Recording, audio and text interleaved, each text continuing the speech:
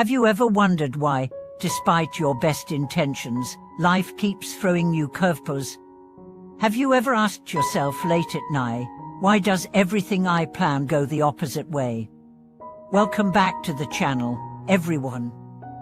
I'm glad to see you again, and I'm your companion and storyteller who explores the mystical connection between our thoughts and our destiny. Today, I want to talk to you about a seemingly simple concept that has the power to shape your entire life, the idea of an auspicious thought. You might think this sounds like a spiritual slogan, some abstract philosophy that belongs in temples rather than real life. But here's the truth: a single thought is the seed of your destiny. Whatever you plant in your mind, that's what you'll harvest in your life. This is not an exaggeration, it's a truth verified by countless practitioners, seekers, and even ordinary people who've gone through profound transformation. Let me share with you the story of a man named Pan Yu, a once ambitious advertising executive who, for more than a decade, battled the corporate jungle only to end up frustrated, disillusioned, and constantly unlucky, or so he thought. Pan Yu was smart, capable, and charming. He knew how to communicate, how to strategize, and how to sell. But for some reason, no matter how much he tried, things always unraveled. He got blamed for things he didn't do, colleagues stole his credit, his projects failed at the last minute, and once, his end-of-year bonus was withheld for 3 months because of a clerical mistake, nearly causing him to miss a mortgage payment. At first, Pan Yu chalked it all up to bad luck, but one weekend, while visiting a temple to calm his nerves, he overheard a monk say, "It's not bad luck that destroys you. It's polluted thoughts.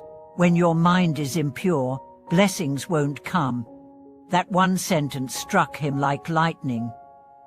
He began to reflect and realized that while he was polite and courteous on the outside, inside he was constantly jealous, resentful, and competitive. He didn't truly wish success for others, he secretly hoped for them to stumble so he could rise. His heart was full of complaints, blame, and scorn. The words from his mouth were sunny, but his mind was dark. So he started a new practice, transforming his thoughts. Every time he felt jealousy arise, he would consciously say to himself, "I wish you well." Every time someone took credit for his work, he'd think, "May you be strong enough to carry it." When he saw someone succeed, he'd offer genuine mental congratulations. It was awkward at first. He felt like a hypocrite, but gradually he noticed changes. He was less easily angered. He became calmer and more centered. 6 months later, his manager was replaced by someone who happened to be his college friend. Pan Yu was promoted and given a substantial raise. And that wasn't all. He had suffered from chronic allergic rhinitis for years. Miraculously, his symptoms subsided during those same few months. That's when she knew it wasn't a coincidence. One thought, one sincere, clean thought had shifted his reality. He returned to the temple to thank the monk. The old man simply smiled and said, "Thoughts are seeds, blessings are fruit. If you plant thorns, don't expect roses." Pan Yu became a believer. He began journaling his thoughts every day, burning the negative ones and posting the positive affirmations above his desk. His motto became, "Don't chase luck, pray for your thoughts." This practice aligns with a principle deeply rooted in Buddhist philosophy, the generation of auspicious thoughts. Many people chant, meditate, and perform rituals, yet wonder why their lives remain full of hardship. It's because they neglect the first step of all spiritual practice, the quality of their thoughts. You may chant 1,000 mantras, but if your heart is filled with hate, greed, or obsession, your practice becomes hollow. True practice begins with a single sincere thought, "I wish you well." Let me share another story, this time about a woman named Lin King, a yoga instructor and self-proclaimed spiritual seeker. She was a vegetarian, a meditation enthusiast, and someone who believed she was living a righteous life.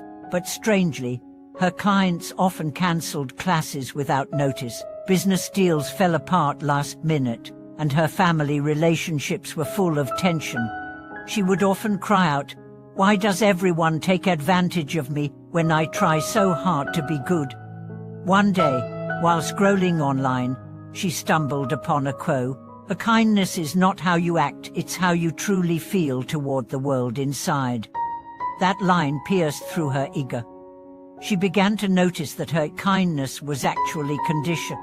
"I'll be good to you if you reward me." Her forgiveness was laced with bitterness. "I forgive you because I have too, but I won't forget."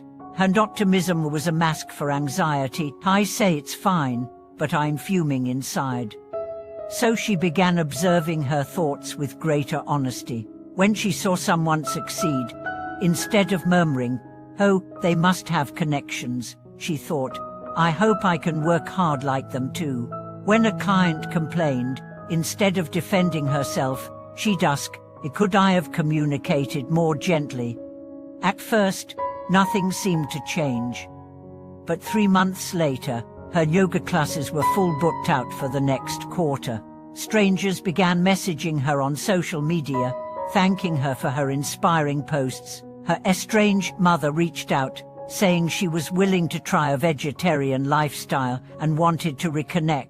That's when Lin King finally understood auspicious thoughts aren't just positive words you mutter. They're genuine wishes from the heart, hopes for others to do well, for the world to be better, and for yourself to grow in the process of wishing others well. It's a law of cause and effect, where thoughts shape your world. If you constantly harbor low-frequency emotions, jealousy, arrogance, resentment, you become like a broken radio signal, attracting chaos, misfortune, and toxicity.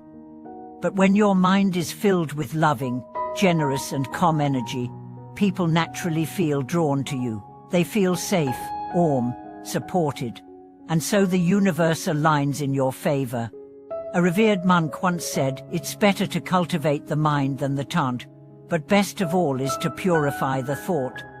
This means eloquence is nothing if the heart is corrupt. Kind actions are empty if driven by selfishness. The people who live the smoothest lives are rarely the most talented or hard-working.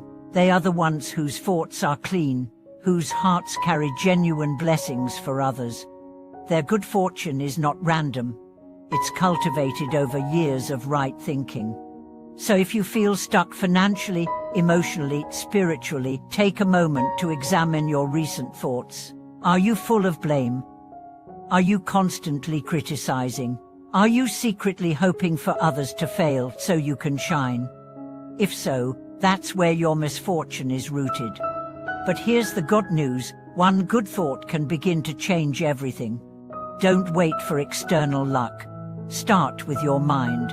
As Zhang Yu said, "Why chase luck when you can cleanse your thoughts?" True blessings, true opportunities, and true joy, they begin with one thought: I wish the world well. Thank you for staying with me through this long journey today. If this story struck a chord with you, if you saw part of yourself in Zhang Yu or Lin King, know that you are not alone. I've been there. I've seen the shift that happens when we sincerely work with our own thoughts. There was a time in my life when I too believed that effort alone would bring results. I worked tirelessly, burned out often, and still didn't see progress.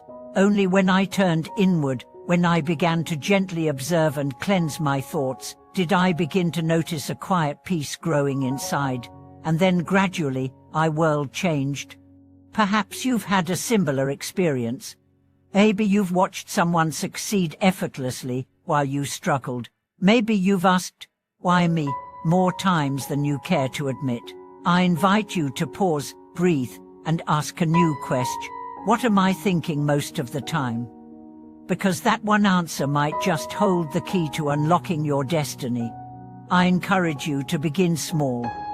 Take 5 minutes every night. Reflect on the thoughts that shaped your day. Celebrate the kind ones, acknowledge the dark ones without guilt, and tomorrow choose again. This is your journey, and you are more powerful than you realize. If you found value in this video, I invite you to share your thoughts in the comments below. What thought are you choosing today that might change your future? And if this video moved you, don't forget to like, subscribe, and hit that bell to support our channel. Your presence here means the world to us. Thank you for watching this video.